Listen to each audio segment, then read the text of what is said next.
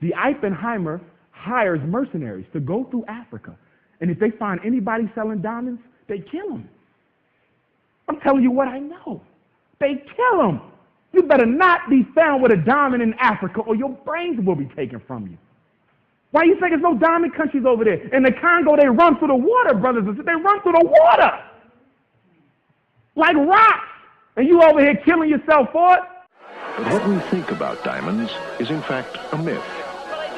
At the center of that myth is an illusion that diamonds are valuable because they are rare. When writer Edward Epstein set out to investigate the diamond trade, he discovered that diamonds aren't rare at all. Well, what I learned was that the diamond business wasn't a business of extracting, as I originally expected, something of enormous value, and then simply seeing how much of this object you could get out of the ground and selling it.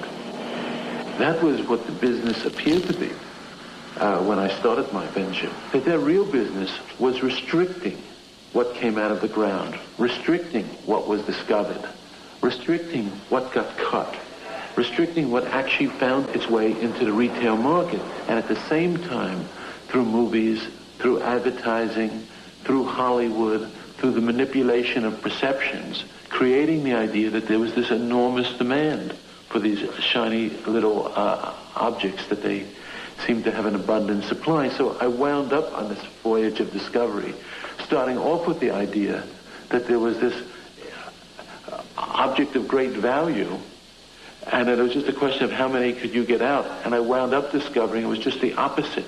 Do you know how the diamond became the engagement ring of choice? The Oppenheimer family put millions of dollars into a television public relations campaign where hundreds of white women was flashed on TV for 10 years with a diamond. And they equated diamond with love so they could get rich. Square cut or pear shape, these rocks don't lose their shape. Diamonds are a girl's best friend. Tiffany's, Cartier, Black Star, Ross, Gorham. Talk to me, Harry Winston, tell me all about it. So the question to the sisters is, are you loyal enough to Africa to not want one? Next slide. We'll deal with that later. Chemical dependence. Diaster, Setco, Vortex, Frigorificals. European firms. All four of these firms smuggled drugs and were on the CIA's list of approved vendors receiving subsidies from the U.S. government. Why would drug smuggling corporations be getting subsidized by the U.S. government? Because the number one business on Wall Street is drugs. Actually, it's the number two. What was the number one business on Wall Street? Slavery. You was the first thing traded. You were the first stock and bond. The New York Stock Exchange in the 21st century is known to be the bustling hub of commerce in New York and all over the world. The same was said in the 17th century, slave auctions.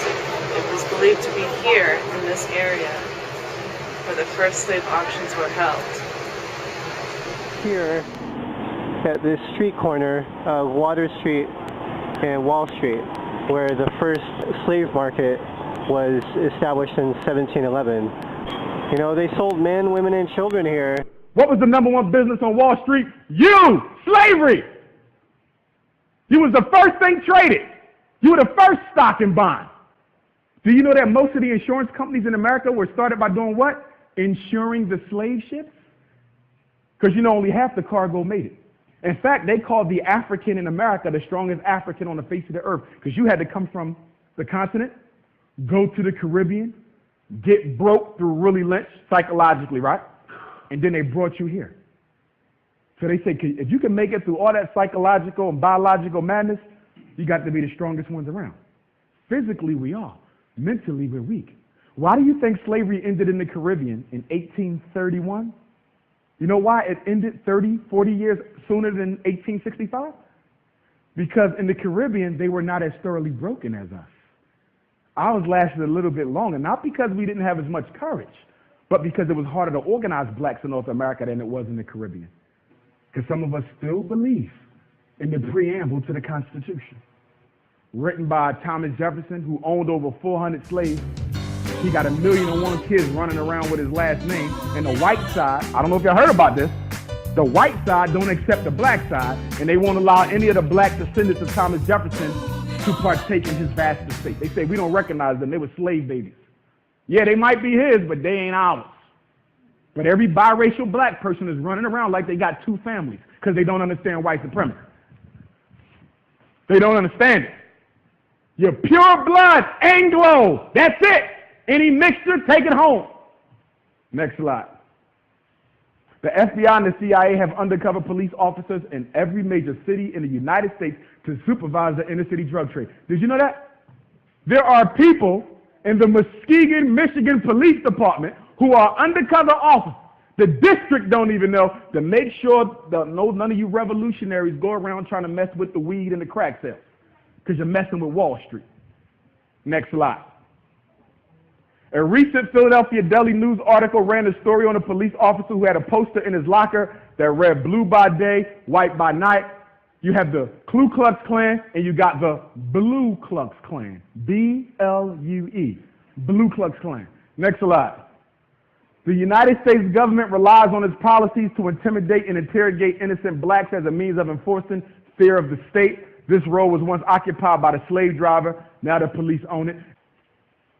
Police brutality. 2006, 2007, the Philadelphia police shot 82 civilians, most of them black, killing 37. Yet, since 2005, only 11 police have been shot by civilians, with 2 being killed. So why do we keep hearing that police are being victimized? It ain't okay to shoot police, but it definitely ain't okay to shoot young black boys. But if only 2, and we're looking at Philly, if only 2 were killed, but yet y'all killed 37 of us, how is it that the media is making it like the police are the ones being shot and killed? It's called propaganda. Propaganda is what? The science of controlling the way people think.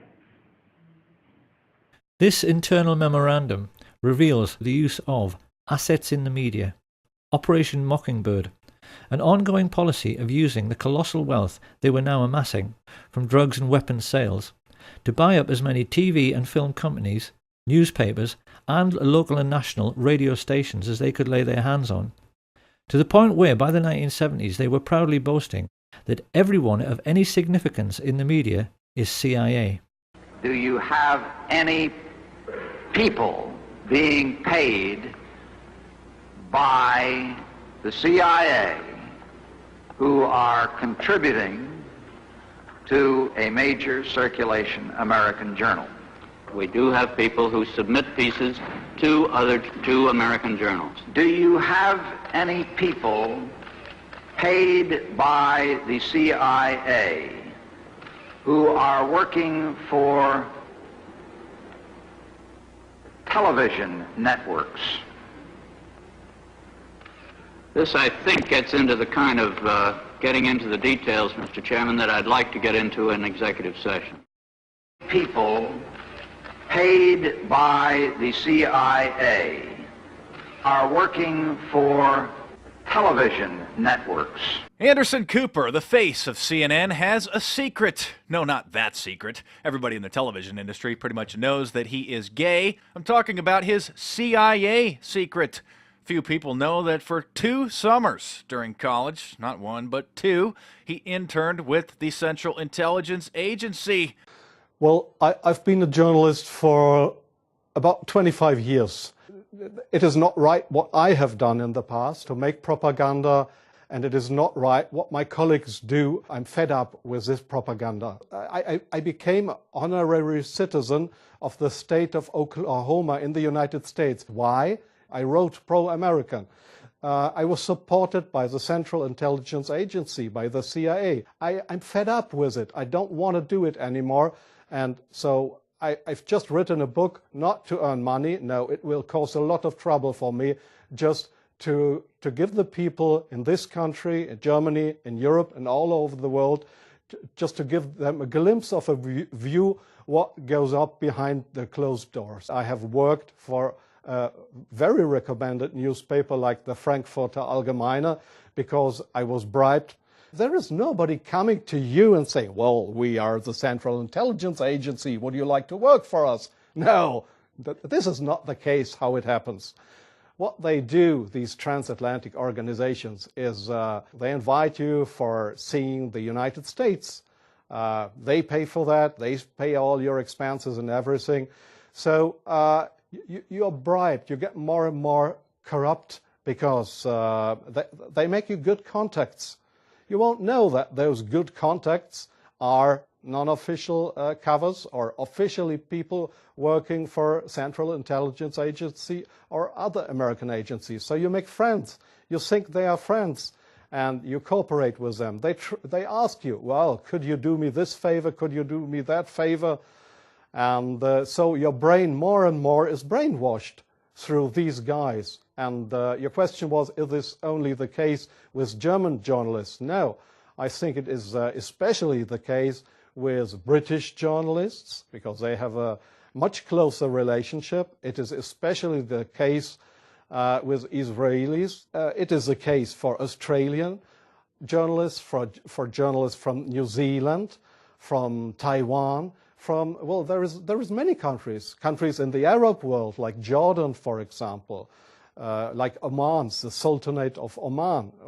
There is many countries where this happens, where you find people to claim they are respected journalists, but if you look behind them, you'll find they are puppets on a string of the Central Intelligence Agency.